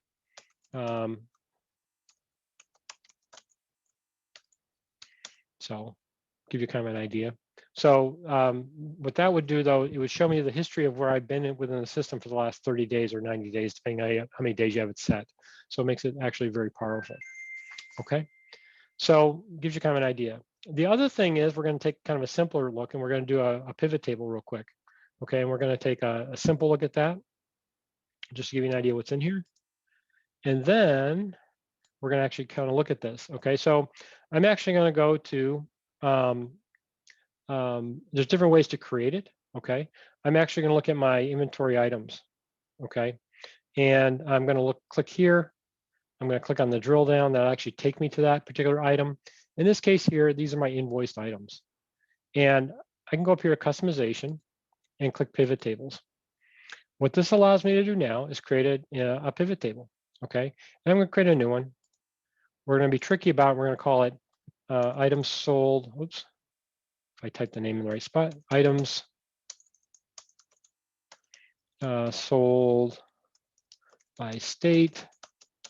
And we're going to put JK on it so everybody knows to stay away from it. We're going to do it for all records versus a particular filter. And at this point, we're going to do the typical thing you do in a pivot table. I'm going to do it by invoice date. All right, so I'm going to find that real quick. There we go. We're going to drag it on here. So there's my filter for the invoice date if I want it. I'm going to do rows. I'm going to do by state. Okay, because we're doing items sold by state. Okay, for our columns, we want quarterly and monthly.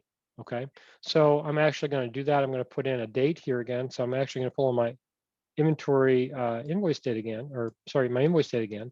This time here, though, I'm going to change the name of it. I'm going to call it quarterly. Okay. We're going to do max. That's fine. We're going to do value. We'll go down a little bit further. Yeah, fine with that. The date part. We're going to do quarter. Okay. and we're going to let that be. We're going to round to none, and then we're going to put the date in here again, and this time we're going to do month. Oops, like so, and we can do the same thing here. Okay, pretty straightforward. And then we're going to do the total. So we're going to do the extended amount. Okay. At this point in time, I can just click Save. And at this point, I have a pivot table. All right. And this pivot table has things where I can filter by specific dates. I can do other things with it. But to give you an idea, this is the calculation of the pivot table of items sold by state. And so this is typical. I can hit the minus here and, shorten up the quarters. And you know what? I actually want to look at this amount here. The nice part about it is I can click in the California fourth quarter, first month, and they'll show me the data that makes up that information. So the nice part is I can actually go back to the actual transaction entry all the way back from the pivot table. So it makes it very powerful to have all the data right there. So the idea of it is to keep doing that. Now, the one thing I didn't do with this is, you know what? I didn't put it on the menu. If I want this to be on the menu, I can actually click on this and then say, where do I want it? I'm going to call it item sold by state JK. I don't want it in workspace. I don't want it there. Let me put it in receivables. Okay. And then within that, let's do category for pivot tables. That's fine. That way it's a category. We can put it in other sections as well. And now if I click save and I go back and I give myself a little second here to refresh this. Okay. I'm going to show you how these menus work a little bit. Oh, need to refresh.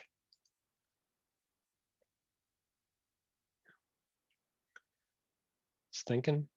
So now if I go back to receivables, see my pivot table here as items sold by state JK. If I click on it, it takes me right to that pivot table. So that's how easy I can actually maintain this and put it on the menu.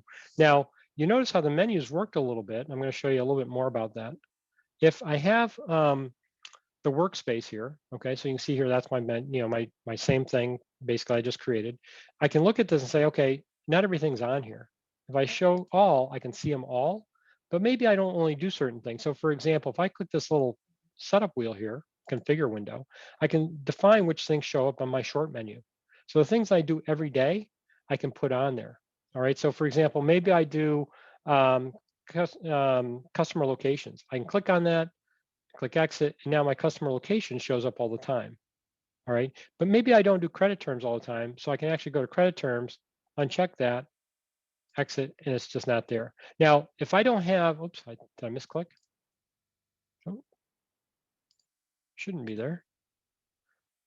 How strange is that? Anyway, so what it allows me to do though is not have there, see it's not there now. So what it allows me to do is kind of have that. Now, if I don't have access to the window, it doesn't matter, it's not going to show anyway. If I don't have rights to see credit terms, for example, it's not going to show up on my menu. Pretty straightforward how it works. So kind of the way it works, pretty straightforward, pretty easy to maintain that way. Additionally, the menu items that we see to the left, maybe I don't do anything with projects, right? So I can actually unpin that. If I unpin that, what happens is it shows up under more items because it's a module that I own, but it doesn't show up on my menu anymore. It's showing up right now, but if I click on purchases, it'll start to disappear. If I click on payroll, for example, so there'll be payroll down here, and project disappeared altogether. If I have something I do all the time, maybe I work on fixed assets all the time, I can actually click that more item, pin that down, and then my fixed assets appears on my menu here, and it's going to be there all the time. All right, so the idea of it is it's meant to be very easily managed and from a standpoint of being efficient for you. Now, if I do things all the time, maybe I do things like fixed asset profiles all the time. If I hit this little star here, and then maybe I do journal entries all the time and journal transactions, I'm going to do that. And you know what? I do payables too, just because. If I marked all those with a star, notice up here in the upper left, we have favorites. And so those favorites will travel with me. So the nice part about it is I can create, and I can actually do the same thing. I can do it this way though. I can actually click on this, and you know what? I want to make this a favorite that I come back to in my browser, right? So I can actually put it here past DuckDuckGo, and I can click on anything else along the way and put it in. Let me go to chart of accounts, for example. And so, but if I go back to my journal transactions, it'll take me there. The problem is that that link works great on my desktop, but if I use my laptop at home, that link's not going to necessarily be there depending on my browser. So the nice part about it is these favorites travel with you. So in this case here, regardless of what I have there, these favorites are going to be there all the time. So if I take this away, okay, get rid of that particular link, and regardless of what I do, I can click directly and go to fixed assets, for example, and go directly to that window, or I can go back to favorites and go to GL. So the idea of it is it makes it very powerful to be able to go through and configure the system to work efficiently for you. Now it still shows up on the menu, okay? And it's like, yep, I don't do journal entries anymore. It's easy enough to actually take it away by unchecking it here. Or if I have the journal entries window open, I can actually uncheck it there. And then it's gone. Okay, so it's very easily maintained, easy to do, and it travels with you regardless of the device you're using. Okay, so that's kind of the basics of how that works. All right, so now we're going to do something a little different. And within Acumatica, we have built in for time and expenses. Okay, in this case here, what we're going to talk about are expenses. Okay, and the way the system works is it basically breaks it down into two different types of things for expenses. We have the expense receipt, okay, that kind of gets gathered up and then gets put onto an expense claim that can be submitted and approved. Okay, so the idea of it is we can have 10 expenses go into one expense report is what it comes down to.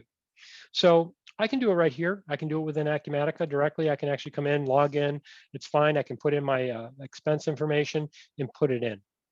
Okay, and that might be great for a lot of people. All right, so I can actually put in here, what's the expense item? I can pick, in this case here, I'm going to pick meals, and I can put in my description, whatever it happens to be. I can put in the quantity, the amount, etc. Okay, one of the things that's interesting, and this is true whether it's done through the cell phone or done here, notice here, I can say, hey, you know what, I paid it with my personal credit card. I need reimbursement. Oh, I used the corporate credit card. And basically, it's not going to be reimbursed, but it's going to be there for basically reconciliation for the corporate credit card. Okay, I'm just going to go to a different spot, basically like works just like a reconcile for a regular bank account, really. And then last but not least, hey, you know what? I used the corporate credit card, but you know what? That was for me only. That wasn't a corporate expense. Hey, I bought something on the corporate credit card, so basically, yeah, you need to bill me for it. Okay, so basically, it goes through as a credit. All right. So the idea of it is you have a lot of power here as to how that works. Now, it picked up the expense account all based upon the expense item. You can set up a series of these, pretty straightforward for what you need for it to be done, okay? And some of this can be set up so that, hey, it only based on the employee that's using it or the login that's using it, it would hit certain sub-accounts, for example, maybe departments and things like that way, and that could be set up, all right? So that's what it looks like here, okay? So what I'm gonna do, I'm gonna take and do this a little bit differently though. I'm actually gonna do it on the cell phone. So let me wake up my cell phone. And I'm going to show you my cell phone here. Hang on. Oops, hang on. I lost my mirroring. Give me a second. It will now take and there we go. Okay. So now you're looking at my cell phone. I'm just going to close a bunch of things here. Okay. So in this case here, I'm actually going to go with the Acumatica application. And I have it set up so you can't see the fingerprint, but I'm actually using a fingerprint to log in for my identity. So it's using, basically what you can set up on the cell phone. And at this point, you'll see here, there's a bunch of things like I see in Acumatica. And if I scroll down, you can see here, I get confused between the mouse and what I have here. So if I look through here, I can see kind of all the same pieces of data. Now I can control what shows up here versus not. Okay, so within the system, if I have something I want to query, we can easily show whether this shows or not within the application. And then basically, if I don't have security to it, it won't show either. Okay, so the answer comes very centrally back. So now, if I do all kinds of different approvals, maybe I do approvals for expense reports, but maybe I also do approvals for, AP vouchers or journal entries and things. My approvals can all be done through my cell phone, and they all centralize here.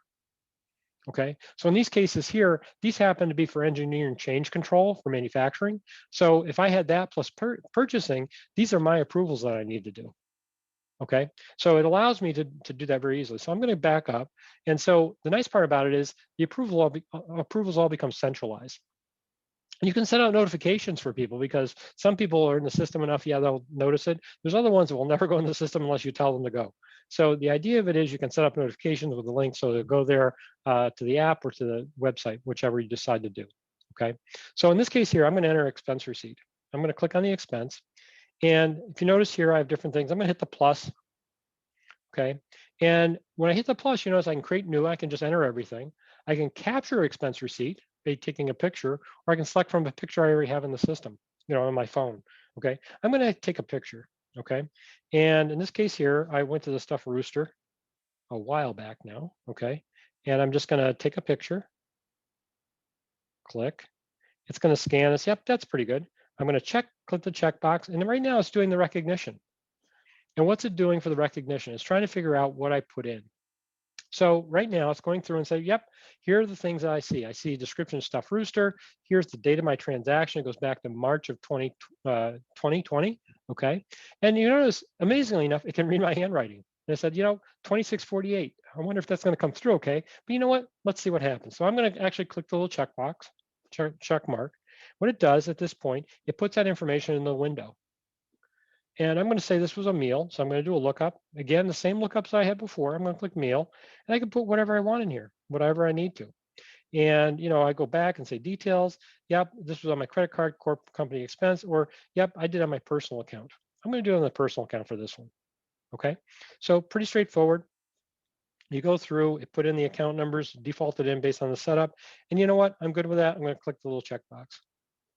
Now, at this point, if I look at my expense receipts, okay, I'm just going to click on that. You'll see that my expense receipt is there. It's open. It's the Stuffed Rooster. It's this one right here. Okay, so it's relatively straightforward. How do I, I can look at that and say, here's my 2648. Now, I could actually come in here and then use that to be claimed. I could actually come in here, go time and expense, go to expense claims. I'm going to click a new one. And I can actually go through and use that data, just like if I was here all the time. I can add the receipt. Notice here's my receipt. Click it in, click add and close, move on. I'm going to do it on the phone, okay, just to give you kind of a contrast. So in this case here, I'm going to go back a window, okay. In this case here, I'm going to do an expense claim. I'm going to do my expense claim. I'm going to click the plus on it. And at this case, I'm going to say, yep, JK lunch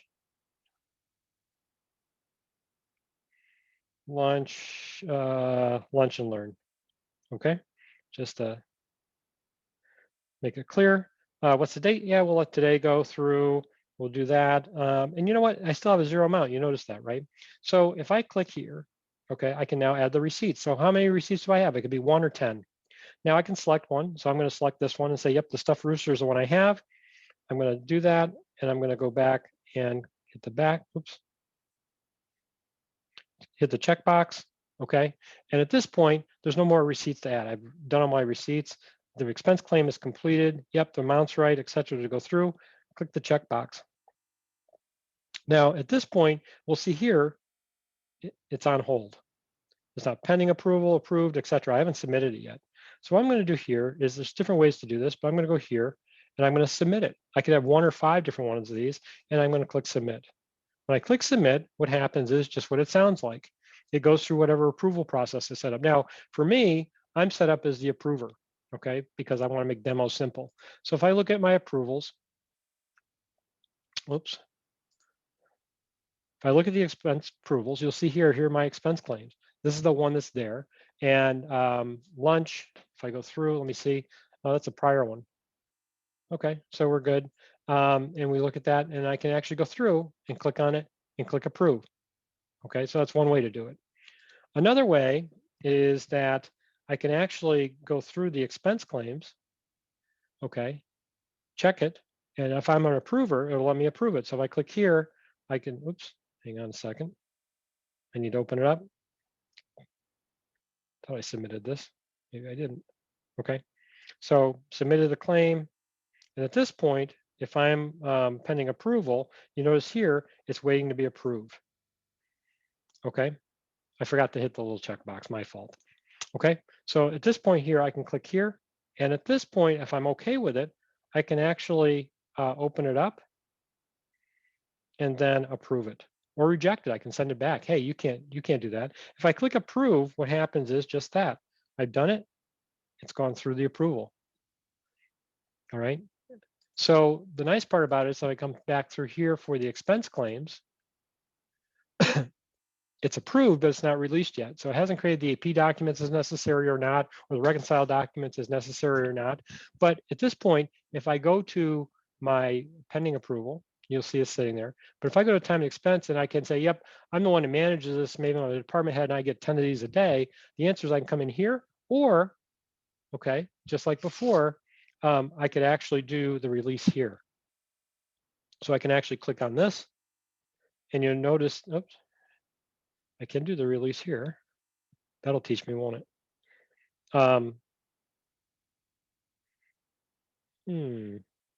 They moved the menu around on me. That'll teach me to pay attention to that update that happened in the last day.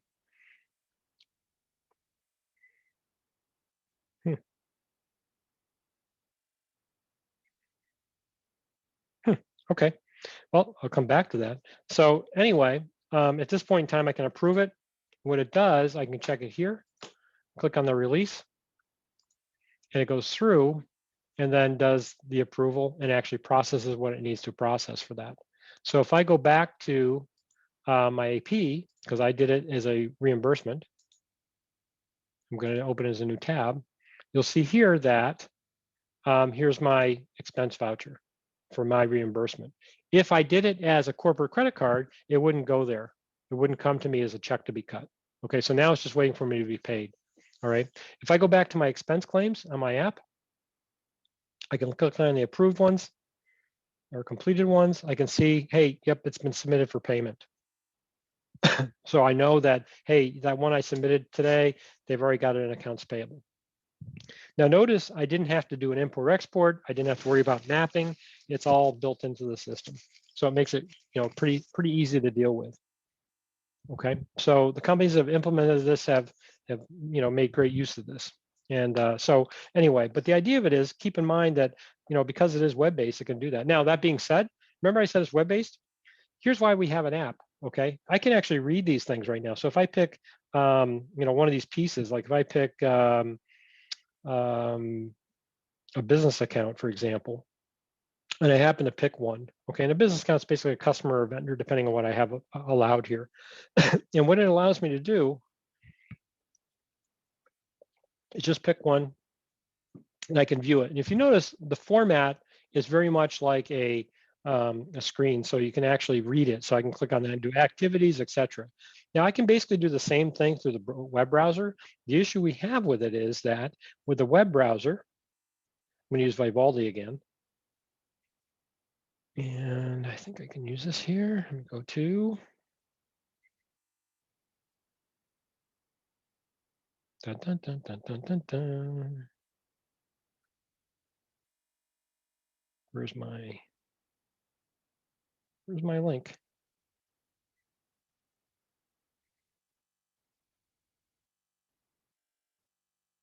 Well, let me type it because I can't find it.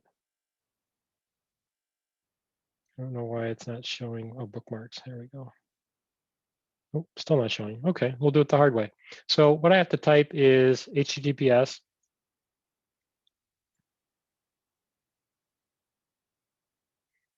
/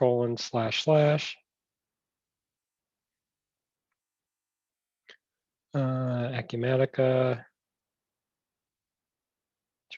.com / Acumatica ERP. Not that you're going to want to do this all the time.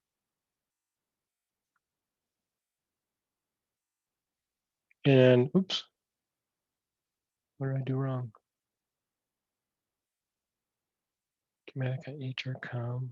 Oh, I spelled Acumatica wrong here on the end. That'll teach me, right?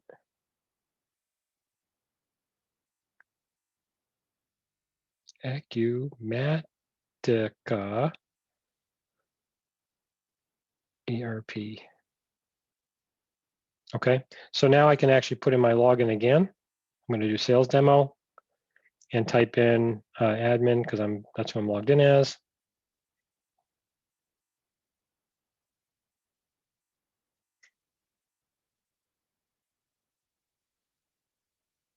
Okay, and click sign in. Now the problem we have isn't that we can log in, okay, which we can because here's my view of my customer view, okay. But if I click on something, it gets really small really quick. So if I click on the entry screen for journal transactions that we did before, and I click on it, and then I click on one of the transactions, you'll see that I end up having to scroll around, okay? And that becomes pretty difficult over time to kind of manage back and forth. So that's why they have the app. So basically the app, all it does, it uses the exact same code, but because of the formatting on the screen, it knows to reassemble that with a slightly different view. So that's kind of the theory on that. So gives you kind of an idea of that it truly is web enabled and you can use it pretty much anywhere you need to. Okay. So the idea of it is, keep in mind the app's there, everything's delivered. We're not showing any vaporware. It's there already. Okay, and those all sound like minor details until you discover you're dealing with vaporware. So Acumatica has had this out for a little while now, and it's worked out very well. Okay.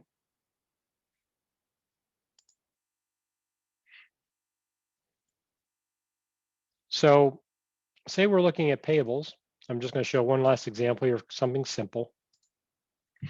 And this happens to be the vendor listing again, okay? And remember, we looked at those for transactions and all, but this is just vendors. And again, we can narrow this down however we want. So if we look and, hey, we only want, US-based country items, we can actually say equals US. Pretty straightforward, click OK. It's very easy. If I want to save that, so it's there all the time, I can actually come back, US only. Pretty straightforward, click OK, and I've created my tab. All right. Again, very easy to deal with. Now, with this, we have our list views, and we can see here what fields are available. Well, we have the 1099 box, 1099 vendor, that's pretty useful. I'm going to add those two to the end, click OK. So I can very easily say, which ones are 1099, which ones aren't, what box they're in, etc. Very easily, straightforward to kind of maintain. If I see one that should be, I can actually just go in and maintain it, make the adjustment to it. This is what the entry windows look like. This is what they look like throughout. So I can actually see here, hey, it's a 1099 vendor, and then I can stipulate which box it goes to. And that's what by default. On the transaction itself, you can override it.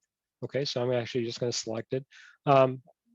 Again, pretty straightforward. If we go through and we look at financial details, this is where you put in terms, all those kind of things that relate to the vendor. I can say payment options. And for payment options, you have the ability to pay for vendors by credit card. You can actually do ACH / electronic fund transfer, EFT. So you can do that pretty easily. If it's an EFT type, what ends up happening is we come down through here. They call them Fed wires in their demo. I click on that. I can then be prompted for the specific information for the bank information. Okay, and then from there, what I'm going to do is pick the Fed wire type, or in this case, ACH or EFT, whatever you want to call it, because we can actually name it what we want, and then that way it'll create the file automatically when we go to cut checks.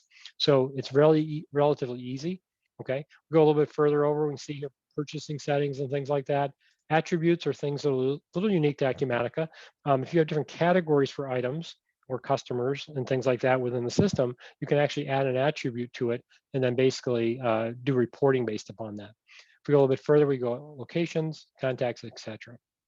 So it's, again, pretty straightforward. If we're looking at importing data, okay, we looked at kind of the quick imports, but we also have the ability to do integration.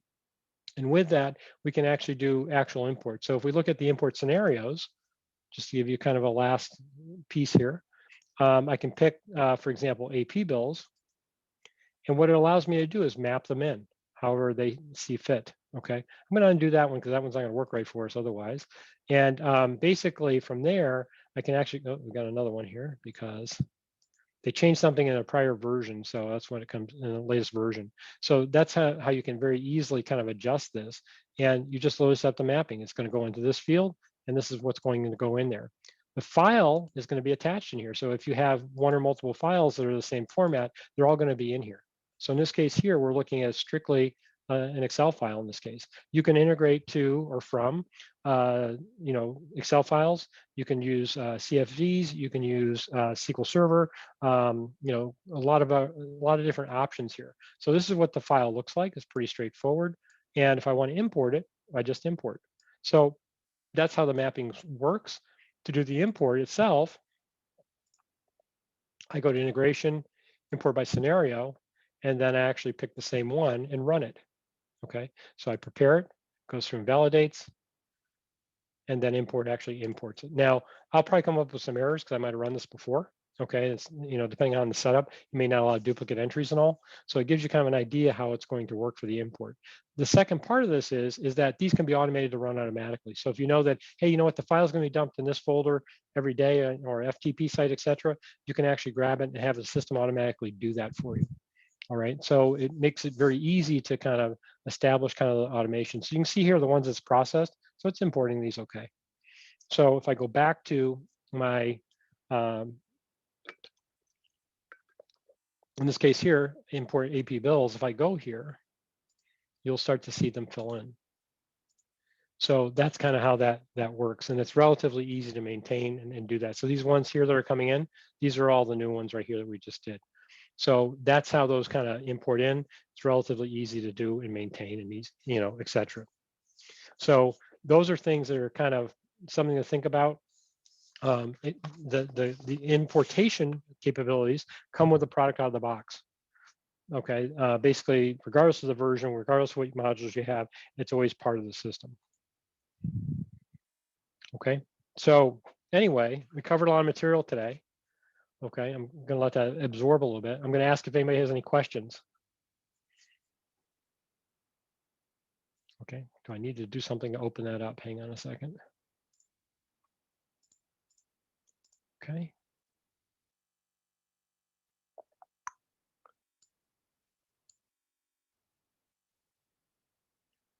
Let's see. Quiet group. Okay.